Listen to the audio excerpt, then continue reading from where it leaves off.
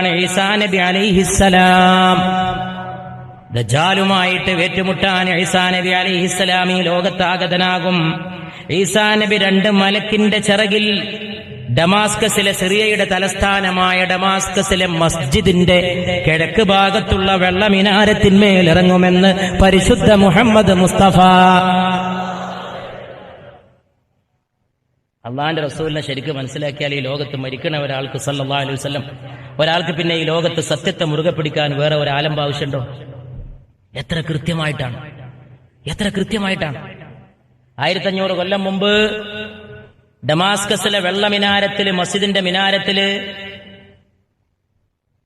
ഈസാ നബി ഇറങ്ങുന്ന റസൂലുള്ളാഹി സ്വല്ലല്ലാഹു അലൈഹി വസല്ലമ പറയുമ്പോ ഡമാസ്കസിൽ മസ്ജിദുമില്ല, ഡമാസ്കസിൽ ദീനൊട്ട് എത്തിയിട്ടില്ല. സിറിയയില് ബൈസന്റൈൻ സാമ്രാജ്യത്തിന്റെയും റോമൻ സാമ്രാജ്യത്തിന്റെയും ഏറ്റുമുട്ടലാണ്. ഷാം എന്നാണ് സിറിയയുടെ പേര് അന്നും ഇന്നും അറബിയിൽ. അങ്ങനെയാണ്. എന്നാൽ പിന്നീട് അവിടെ ദീനെത്തി. ഡമാസ്കസിൽ ഒരു കൂറ്റൻ മസ്ജിദ് ഉയർന്നു. അതിനൊരു മിനാരമുണ്ട്, കിഴക്ക് ഭാഗത്ത് തന്നെ മിനാരുണ്ട്. അള്ളാഹുവിന്റെ അനുഗ്രഹത്താൽ ഈ വിനീതന മസ്ജിദിന്റെ മിനാരത്തിലൂടെ, അതിന്റെ പരിസരത്തൂടെ, അതിന്റെ മെഹ്റാബിലൂടെ, അതിന്റെ മിമ്പറിലൂടെ പുണ്യ റസൂൽ ഈസാ നബി ഇറങ്ങുന്നു പറഞ്ഞ മിനാരം, ആ മിനാരത്തിന്റെ അടുത്ത് ആലോചന നിമഗ്നനായി നിന്നത് ഈ മദീനയിലേക്കുള്ള പാതയുടെ സമയത്ത് ഓർത്തു പോവുകയാണ്.